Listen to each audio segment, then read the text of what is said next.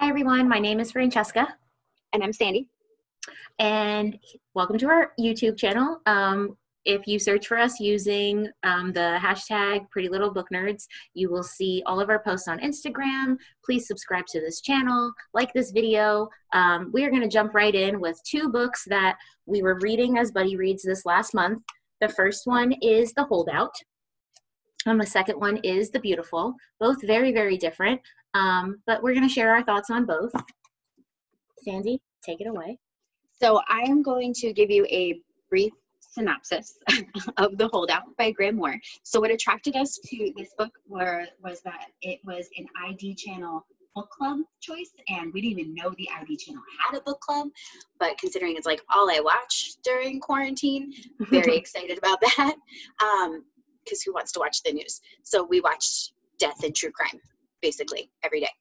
So in The Holdout by Graham Moore, our main character, Maya, is currently a lawyer, but 10 years prior, she had been on a jury for a murder trial. And in this murder trial, we had a case of an English teacher, so a grown man who was Black, who had an inappropriate relationship with a white teenage girl that he was teaching, who also came from affluence. Her father was a very rich, predominant person in that particular area. I think it was Los Angeles, right? I think.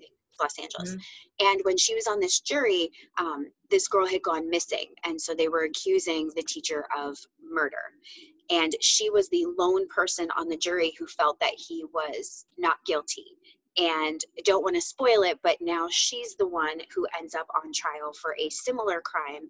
And so it's kind of like the shoe is on the other foot kind of thing. And so she has to figure out what is going on, how she ended up on trial for this murder, what really happened to this person. And so the story jumps back and forth between her time on the trial. You get a glimpse of the other jury members as well. So there's a lot of different characters in here. Even though Maya is our main character, you get a glimpse of a lot of different people. And it goes back and forth between her time on the jury and also her time in the current day where she is a defendant for murder. That was a great synopsis. And we didn't even practice that. No. Didn't even practice it. But this is our second time talking about The Holdout, just because I screwed up the recording the first time. Just want our fans to know that I screwed it up. So thoughts on The Holdout. Francesca, would you like to go first? Okay, so I have to think back because this was a while ago. I remember that I definitely enjoyed Maya's character. I thought she was a strong female character. She was smart and she knew what she wanted. She was determined. And I felt like because she knew what she wanted and because she was so strong, she's used to getting what she wants, I think. And I think the fact that she is on being accused of a crime definitely rattled her because she didn't know how this was going to turn out. And we don't want to say too much about the ending of the book. So I will say that I loved her as a strong female lead. The jury was like this tight-knit, and you don't see this until the very end. Throughout the book, the reader gets to read chapters for the jury. So there's a chapter dedicated to each juror. And what I liked was that you really get a glimpse into their lives. I remember we talked about when we recorded our video the first time that when you're convicted or if you're accused of a crime, the jury kind of has like your life in their hands. Fate lies with them. So it's this group of people who doesn't know you. They don't know anything about your background. They don't know anything about what type of person you are. But because there was a mistake that may or may not have happened, depending on evidence and the truth, you kind of have to trust that they're going to make the right decision. And by the end of the book, I felt like the jury was this tight-knit family that kind of came together for each other. And I don't want to say too much. So again, I did like Maya as a strong female character. I did like the jury. What else did I like? Sandy, you want to jump in? I think we also liked the social justice aspect of it. I remember we talked about that the first time we tried to do this. So it ended up being a really timely read for us too, because social justice has always been an important aspect of our culture, our communities, our political climate, and our cultural climate. But in this particular book, you do have a lot of social justice themes that go into it, and they talk about it. They don't necessarily shy away from it, and you get various perspectives on this, and some perspectives that I wouldn't have actually thought about before. So I thought that part was really interesting as well.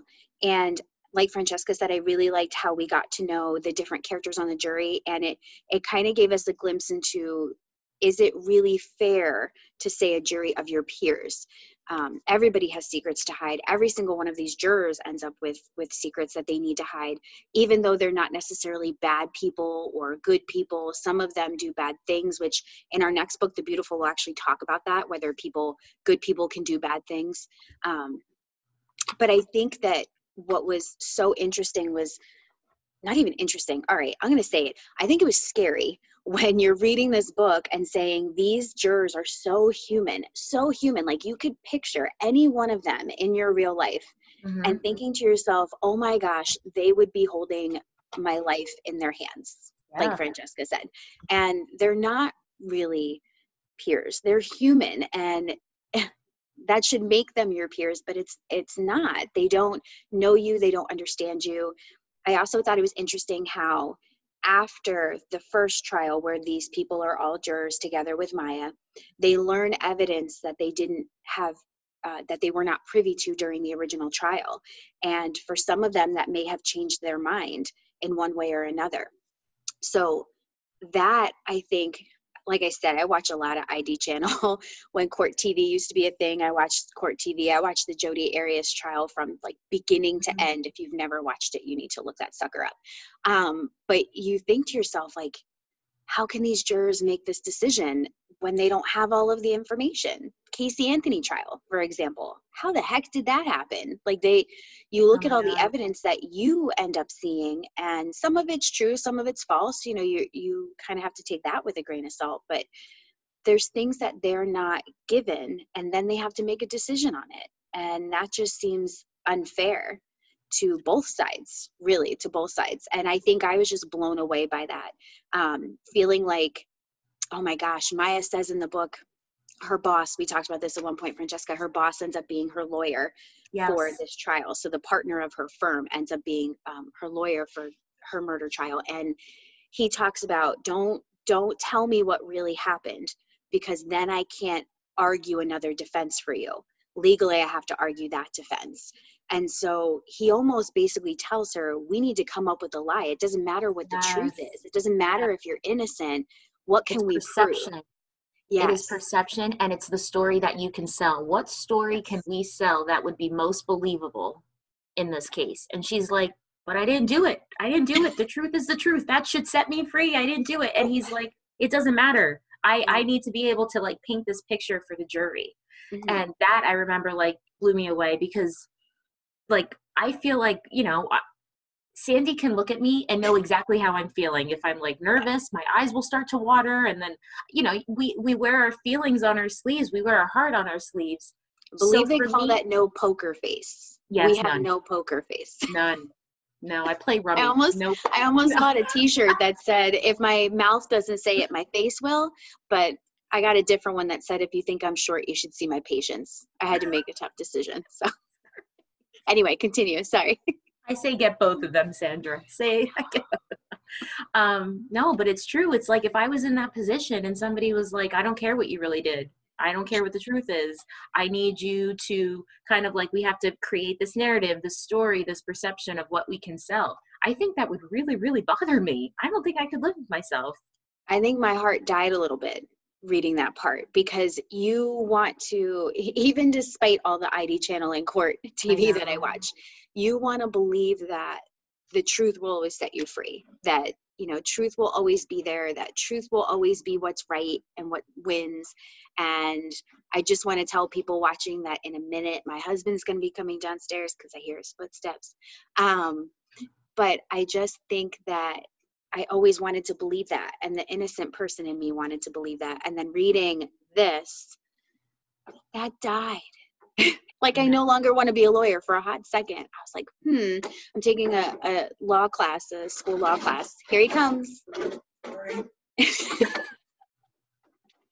Hi, honey. Hello. One more time. Passing through. Hey, Francesca.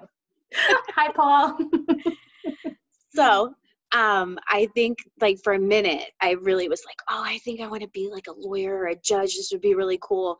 And then reading this, I was like, no, never mind, because I think I would just I'd be so pissed off, for lack of a better term. I think my heart would die so quickly knowing that this is what it's like. And our nephew is actually a lawyer now. He passed the bar exam, like he's going to be a lawyer.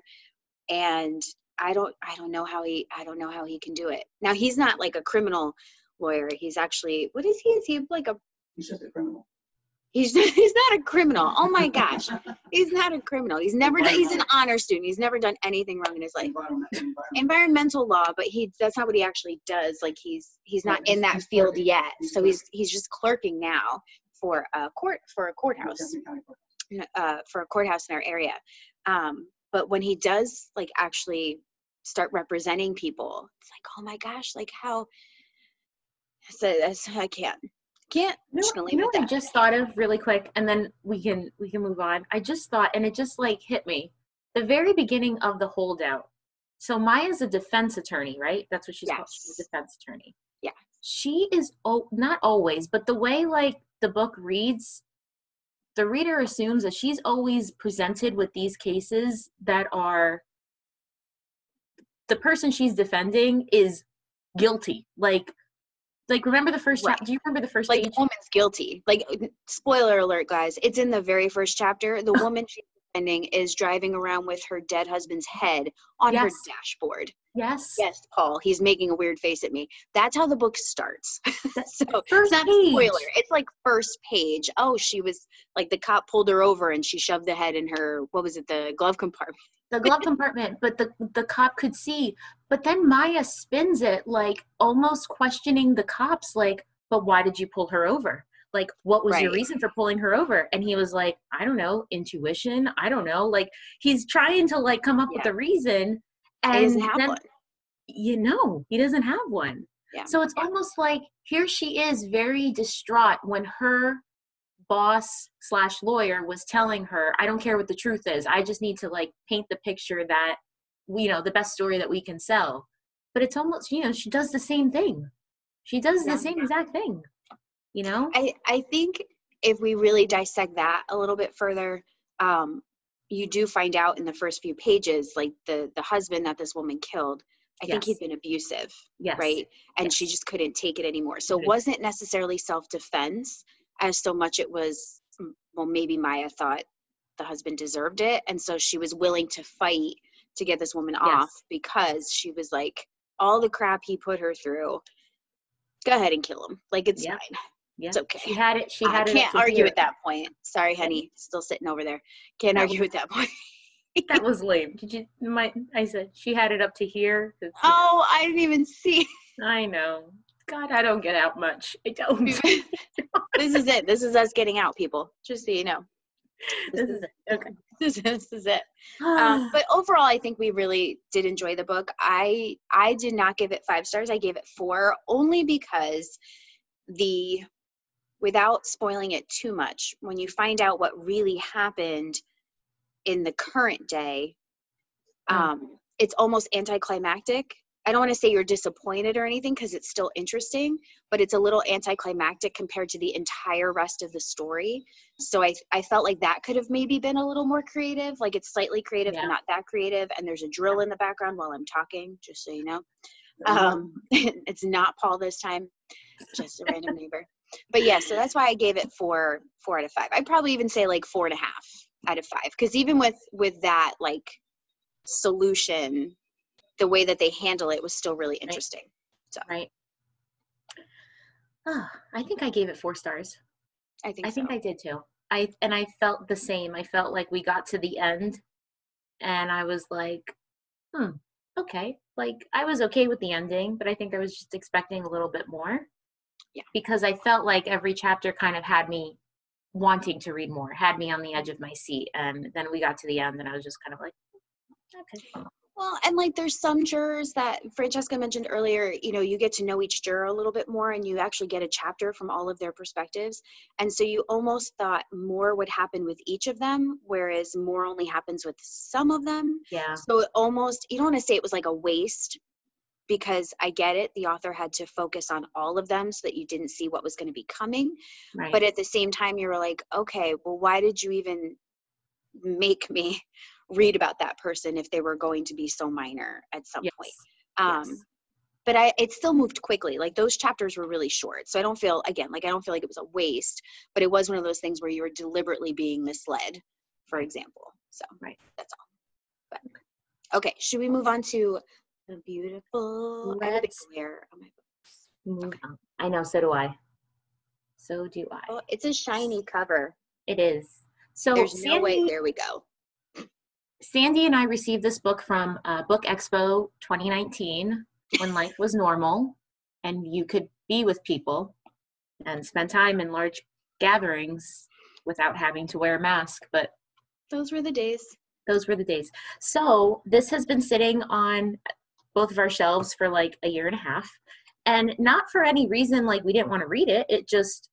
We just kept picking up other stuff, or you know, we both work full time, and Sandy has 4,000 books behind her, so it kind of got lost in the shuffle a little bit, but it's okay.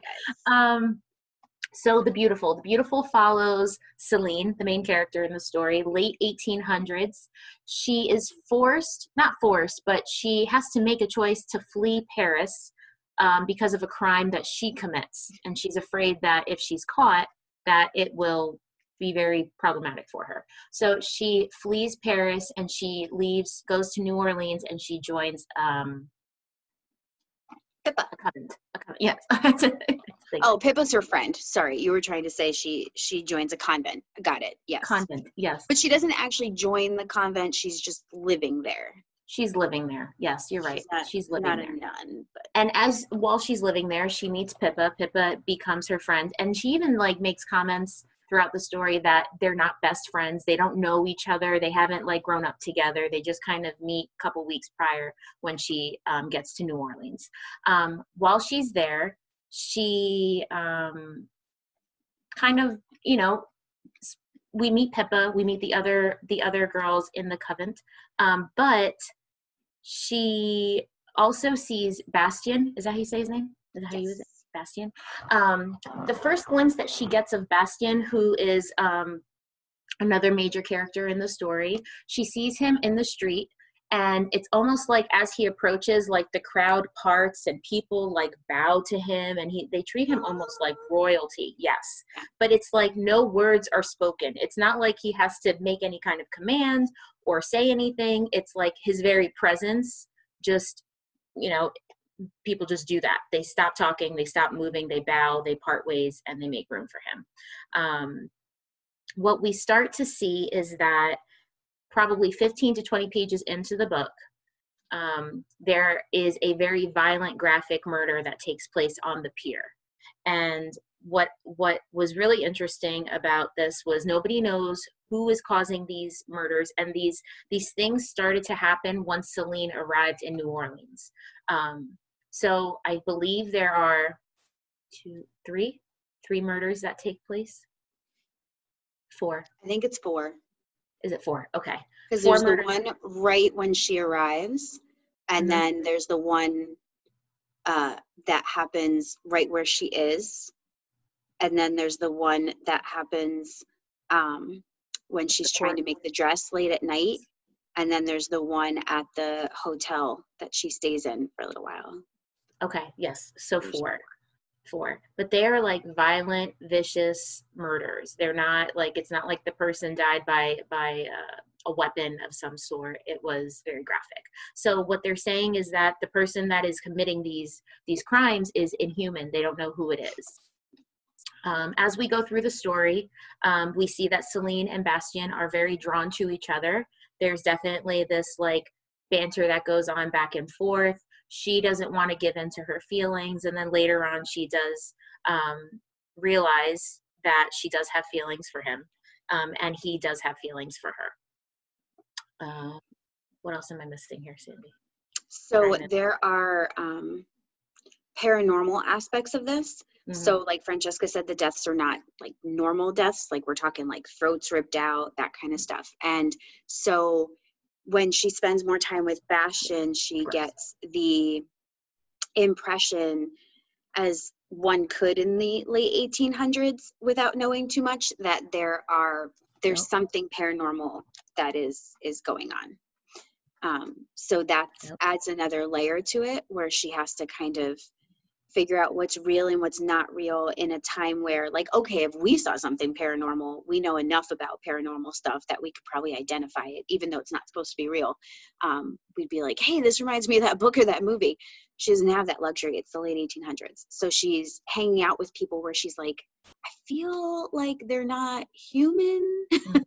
What are they? And so that, I'll be honest, that tripped me up a bit during the story, because since she is kind of innocent and naive in that way, because it's the late 1800s and they don't see things that are paranormal, you don't really know who they are either, like what they are, what they can do. So it was a little confusing at times, but it's basically a paranormal romance with some murder thrown in. Yes. Yeah. Okay. So I'm going to start with, like, just to kind of like keep my thoughts focused, because sometimes I'm like, there's too many things going on. I'm going to start with things that I liked about the book. I definitely did like Celine and Pippa's friendship. I thought that they definitely had each other's backs. They looked out for one another. But once Celine realized that she didn't know how yet, but she was somehow involved in these attacks, that people were attacking people that she was close with, she wanted to pull away from Pippa because she was afraid that something was going to happen to Pippa. So I felt like that was very selfless of her. She didn't want to do that because that's really the only other person that she really knew here. But she does start to pull away from Pippa. They did have a very strong friendship. I did like Bastian's and Arjun's friendship. I thought it was like kind of, I don't know, sometimes I was like laughing out loud a little bit, giggling to myself. I thought it was cute, playful, like brotherly type of friendship that they had going on. Well, and Bastian is this like you were saying before, he's almost like this kingly type, prince type character, and Arjun is just keeps him in his place. Yeah. You know, like he's the only one who can kind of pick on him and keep him in his place. And Odette as well, who's one of Bastian's friends. And and I really liked Odette. I thought she was adorable. And the way that they kind of keep him in check, I thought was really funny too. It was nice. Yeah. And I think that's a really good, something worth mentioning is that she does call him out, like when he's acting like a jerk or when he's acting like superior and, you know, ooh, look at me. She's like, she knocks him down a couple pegs, which I really like too. So I did like her. I really enjoy books that have like strong, atmospheric vibes, like, and I felt like the setting in this was very clear. I thought the writing, when they were describing the setting, I could picture it, I could see it. So that I also did, and I did like. The other thing I really enjoyed about this book was the chapters that were from the point of view of the murderer, that we didn't know who the murderer was. I really enjoyed those chapters because I felt like they were short, but they gave me just enough to keep me like wanting to read more, because you're in the mind of the murderer. And it's like, one of the chapters is he's actually saying, I can see her, his next target, his next victim. I can see her going into, I think Jacques was the place that she was going into. She has no idea what's coming to her. Like, so it's almost like the moments leading up to this major momentous, you know, event, I like that we are in the mind of that character. So I thought that was really interesting. And I did like Celine as a character. I thought that she was strong, and I thought that she was stubborn. And I like that because I felt like, I don't know, I think sometimes authors write females, not in books that we read, because we always pick like books that we thoroughly want to read and we enjoy, but I felt like she was flawed, and she knew that she was flawed, and she did carry around this guilt for this crime that she committed, that she kept bringing up over and over again. So I did like Celine as a main character. So I wanted to tell you, and I did not tell you this beforehand because I wanted your authentic reaction. Oh boy. So I liked Bastian, and I really liked Celine. And I wanted to say that I don't think our friendship is like Celine and Pippa's. Obviously, we know each other much better than they do. Yes. But I do think that I identified with Celine and I identified you as Pippa, because straight up, I'm going to find the page here. Flat out, the author says, and by the way, the author is Renee Ahdieh, and she says, Philippa, who's Pippa, was sunlight and goodness, a honeycomb in her own right. And this Pippa character, first of all, is like, she doesn't care that she's in danger because there's a killer after Celine. She's like, I'm here, and if you need me, I'm here, and I don't care how hard you push me away, I'm always going to be here. And that is totally a Francesca thing. Like, that is Francesca to a T, and just like the light, innocent, friendly, like that's her for sure.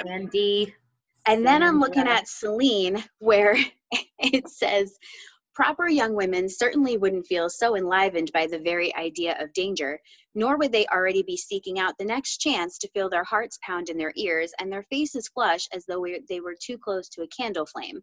Further proof that something was broken inside Celine. And I was like, oh, let's see. I want to swim with sharks. I love everything murder and horror. Like, I have something dark inside of myself. So I don't think I'm like a strong character like Celine or anything, but definitely that darkness and everything I kind of appreciated. And I don't know, I thought that was really good. So I love that. I just, and you know what, Sandy, you are like I feel like when you have an opinion, like, when you do have an opinion, very much like Celine, you make it a point to express that opinion. You're not rude about it, you're not disrespectful, but you're like, you know what you want, and you say it. So I love that. There were definitely, I really liked the characters too. Like, if we're talking about things that we really liked, I really liked the characters. And I loved, there was one quote that I really, really liked. Bastian says, it's probably about the middle of the book, like on 240, he just said, I've heard many people say tragedy shapes us, but I'm not the worst thing that's ever happened to me, nor am I the worst thing I've ever done. Nothing in life is that simple. And I just thought that was so powerful. And it almost ties into the Holdout in a way. We're not the worst thing that has ever happened to us. Everybody goes through a struggle in life. Everybody has difficult times. And even sometimes when I talk about my childhood and my past, I can see the look on people's faces, but at the same time, I'm like, it's a big part of how I became who I am, but it's not who I am. Like, I have so many other sides to me. Like, I love when I tell people, oh, I'm a librarian, but I love blood, guts, and gore and horror and this and that. And they're like, what? But I don't run with scissors. I've never hit anybody. I've never gotten in a fight. So we're all so complicated. And I really like how he said that. And it almost ties into what we were talking about with the Holdout, where, somebody's on trial. And I very much feel that people should be punished for things that they do that they shouldn't have done. Like, I'm very, that's kind of black and white for me in a way. But at the same time, with him saying we're not the worst thing we've ever done, it just brought me back to the Holdout. And it was like, okay, this one person did this one thing one time. Does that change who they are completely? Is that the only thing we should look at? Right. So I don't know. I thought it was pretty interesting that we chose to buddy read both of these books. And in a way, they're almost kind of two completely different books, but they're kind of connected. But yeah. Do you want to talk about what we didn't like? Do you want me to start with what I didn't like? Yeah. Since I'm one? Okay. You can go first. That's fine. Yeah. So what I didn't like. All right. This is a thick book. This is what, like over 400 pages? Yeah. really thought there would be more going on in 400 pages. So to be perfectly honest, it started off a little slow. I agree with Francesca that, you know, about 50 pages in, you do get that point of view from the killer, which was really good. But that was it. You know, she's coming over on the boat, and then she's in New Orleans, and they're talking about going to the convent, and things just kind of progress pretty slowly. And then about halfway through, halfway through, things really pick up. And her and Bastian meet, and they get to know each other a little bit better. Her relationship with Odette gets to be a little bit more interesting. And then I really started to get into it. And even the ending was interesting, but I just didn't think it. I think for as long of a book as it was, you would thought more would have happened. And spoiler alert, it is a little bit of an open ending, but it is part of a series. So that's to be expected. And the second book, at least the second book, is already out. So I get that. I will plan on reading the second book at some point because I do want to know what happens. So I just kind of wanted to throw that out there for people that it is a little, there's some closure, but there is some untied ribbons, so to speak, as well. But I think I struggled with how slow it moved. And I also struggled with, it takes place in New Orleans in the late 1800s. And I don't know that much about that time period to feel comfortable having read parts of this. I think there's times where they're speaking in French, and even though the author tells you what that means in English, me personally, that's a roadblock. It's almost like a song that turns staticky on the radio. It interrupts you. It interrupts your mood. It interrupts whatever thought process you were going through. And so when I'm reading something and I don't know how to pronounce it, I don't know how to read it, I don't know what it means, that trips me up a lot. And it doesn't happen often because I'm a big reader. Look at all the books behind me. I know a lot of words. But I think, don't, he's commenting in the background. So, no, he's picking on me, basically, for those of you who didn't hear me or hear him. But yeah, I could have done, I get that it was New Orleans, late 1800s. There's a very strong French influence even today in New Orleans, so I get it. But that was a little hard for me. Yeah. I don't know any other languages. I'm a simpleton. I don't know anything. I know dove il bagno means where's the bathroom in Italian. That's, and quanto costa, Exactly. how much does it cost? That's all I got, pumpkin. That's all I have. Honestly, but if you were to go to Italy, I feel like those would be the two phrases that you would really need to know. And buongiorno, I can say that. That's all I got. Yes. I do agree. I had to Google some things, certain things that, places that they refer to in New Orleans, I Googled just to kind of get a visual because I needed to be able to see it a little bit better. So I did have to do that a handful of times. I was smart. I just dropped stuff. I should have done that. Okay.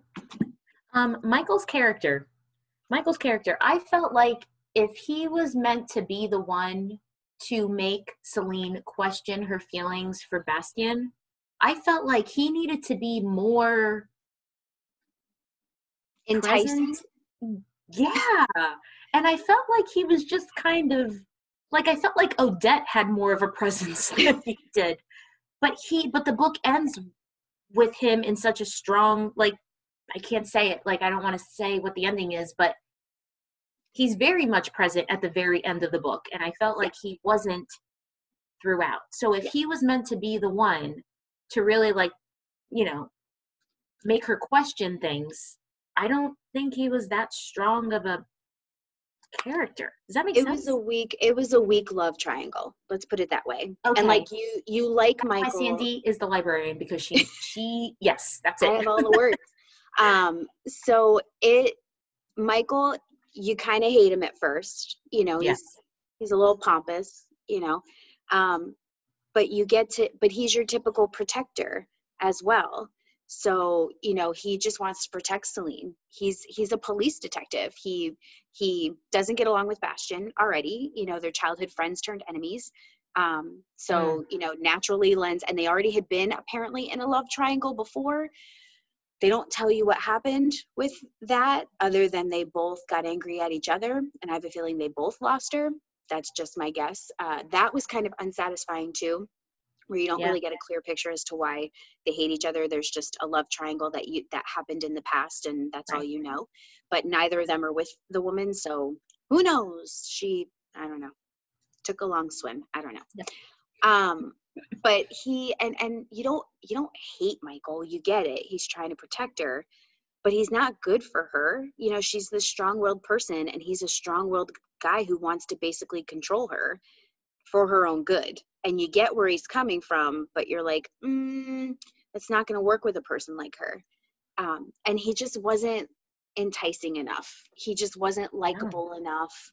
He did nothing sans some poetry you'll find out about later on. Sans poetry, you know, he doesn't really do anything to win her over. Yes. So it, like you said, it seemed like a very weak connection that was almost forced towards the end there. So yeah, I get it. So and then just to like add to that, it's like very similar. For such a long book, I felt like there wasn't enough buildup or like, I don't know, romantic opportunities for the two of them, for Bastian and Celine. I felt like every time they were together, I'm like, okay, what's going to happen now? And then it just fell flat a little bit, right? Yeah, it took a long time for them to even get feelings for each other. I feel almost, you know, like it took a while. I'd say it was almost like the first third of the book. Like it took a while. So I don't know. I mean, I'd still read the second one. Partly because I just, you know, want to know what happens, but I feel almost like there were things that could have been cut out. So for this, I mean, I'm giving it 3 stars. Okay. It's not going to keep me from reading the second one, but like 3 stars. I think on Goodreads, I think I gave it 4 because you can't, but if I had to, I would say like 3.5. I think I would do 3.5. Because I do want the second book. I do want to know what happens. The first book is The Beautiful. The second book is called The Damned. You can assume that the title is, you know, connected and influenced by Celine.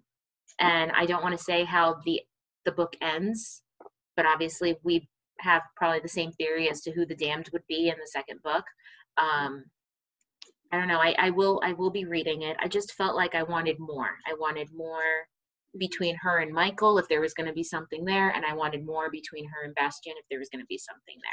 So I'm hoping that the second book will kind of make up for that a little bit. We'll see. Let's just say that with Twilight, for example, you really got some strong, like there was for real Team Jacob people and Team Edward people. And there was good reason. Like there's times where I didn't know whose side I wanted to be on because there's so much chemistry on both sides that you didn't even know what to do. You know, I would have been happy with either option, to be honest. Please don't hate me. So I think for this, you almost thought that would happen too. And it doesn't really. Like you really don't get strong vibes for her to be with Michael, even though you don't hate Michael. You don't get strong vibes. So those are our buddy reads for October. So stay tuned. We will both be having videos for our October wrap-ups. We will do those separately since we both read so much. We'll do those separately so we can provide those. You will find Francesca's Instagram handle in the description below. You'll also find mine down below as well. We've also put the hashtag Thriller October V2, which is why we were reading these books to begin with. It's part of the Thriller October challenge with at Read with Angie, who is on Instagram. And I kept saying Twitter handle, didn't I? I meant Instagram handles. I don't even know which one I said anymore. I don't know what day it is. Okay? I don't even know who I am. Just bear with us, guys. I also wanted to say, and Francesca hasn't gotten a chance to see this yet, so if she squeezed, y'all are welcome. I purchased this really cool notebook on Etsy through a store called Coco's Urban Cottage, and she takes old school YA horror novels from like the 90s, and she turns it into like a scrap paper notebook for you. So the book isn't here, it's just a spiral bound notebook. So I was so excited to get this. She only has a few limited ones. I don't know how many more she's going to get, but I know it's really exciting. And for our horror fans out there, I posted this on Instagram, so I know Francesca saw it already, but these are flipping. Yes, it is. These are flipping precious and I have to show people. So I purchased these from Sweet Sam's Cookies. There is a huge glare. There you Sweet go. Sam's Cookies on Etsy. Not only are they flipping precious, but they are delicious. So I bought the 5-pack that came with a cookie that said Squad, because it was the horror squad, and it had 4 characters. So it came with Pennywise, it came with Jason, who, as you can see over my shoulder, is one of my favorites. It came with Michael Myers, who I'm saving for Halloween to eat. I'll probably eat this guy later as soon as this video is over. And I gave Leatherface to Paul, my husband. It was yummy. It was yummy, he said. He ate his already. And what was the other one? That was it. It was Michael, Pennywise, Leatherface, and Jason. So, and they, again, adorable and also really delicious. And she also makes, and the squad cookie, yes. And she makes a lot of Star Wars cookies too. So for fans of Star Wars, you can visit her shop. I'm going to put both shops in the description so that you can check them out on Etsy as well, because I highly recommend both of them. That's exciting. So this was a really long video. Francesca, did we miss anything? I feel like I don't think so. And we said we weren't going to make that long of a video. this is what happens, people. We start talking and then we just don't stop talking. No, so This is why we do it though. So hopefully you're still awake. If you fell asleep, you're welcome. You clearly needed some rest, and I'm glad we could help.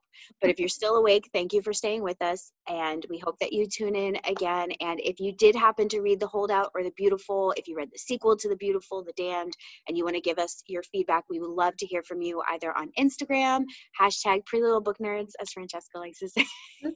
I don't know. I feel like You didn't do it makes today. I don't know. I don't know. It's precious.